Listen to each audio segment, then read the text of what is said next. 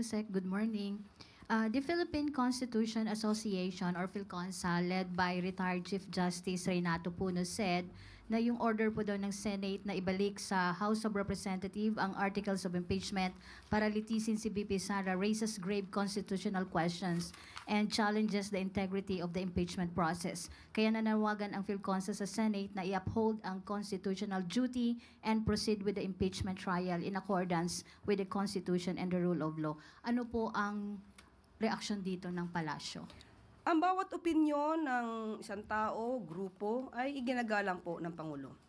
Ang sabi nga po ng Pangulo kahapon, ang totoong kalaban po ng kalayaan ay ang pagiging manhid. Nais pa rin po ng Pangulo na magkaroon ng katatagan ang demokrasya sa bansa. Sa mga nangyayari ngayon, Yusek, sa dalawang kapulungan ng Kongreso, may balak po ba ang kausapin ni Pangulong Marcos ang dalawang leader ng chamber?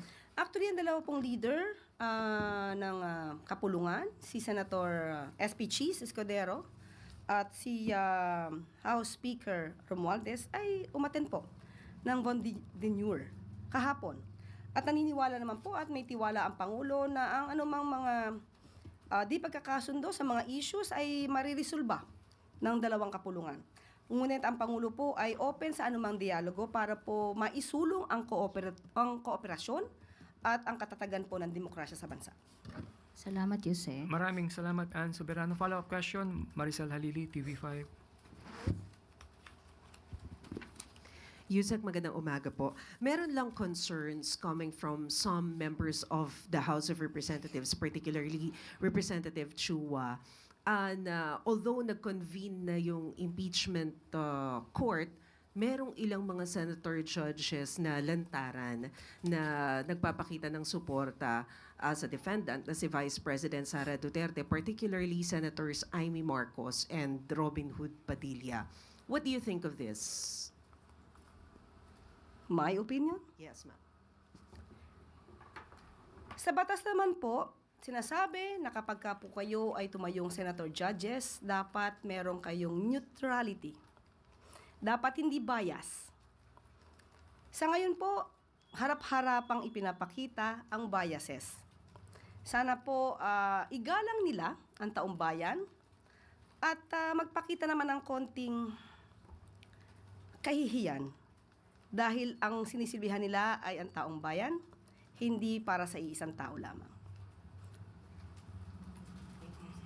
Maraming salamat, Maricel. Follow-up question, Tuesday New, DZBB.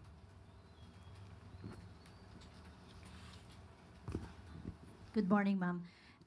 Ma'am, napansin ko lang 2 beses niyong nabanggit na mas mabuti pa ngang magtrabaho na lang kaysa magbakasyon. Who are you referring to, ma'am? Mayroon ka bang pinatutungkulan na tao dito sa nagbabakasyon ngayon? May nagbabakasyon po ba?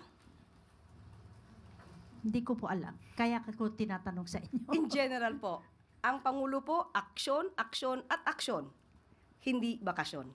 Yan po lagi ang ginagawa ng ating Pangulo. So wala kayong particular na tao? Wala po akong particular. Maliban lamang po kung meron po kayong alam na nagbabakasyon ngayon. Okay. Thank you, ma'am. Maraming follow-up question, Ivan Marina. Nabanggit niyo, Yusek, that the President is open to a dialogue para to thresh out the differences in positions sa upper and lower chamber. But is he going to initiate it? Para ho hindi na lumala itong sinasabing possibility of a constitutional crisis.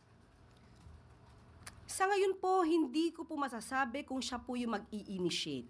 Kasi may mga issues po ito, mas malala po ang issue patungkol sa impeachment. Ayaw pong lumugar ng Pangulo na masasabi na siya po ay nakikialam patungkol po dito. So, kung pag-uusapan lang po ay ang kanilang diskurso o hindi pagkakaintindihan tungkol sa impeachment, hindi po makikialam ang Pangulo kung sila man po ay may pagtatalo patungkol dyan. Pero sa mga ibang issues po, malamang pwede. Yes, but at what point or in what issues is the President willing to intervene?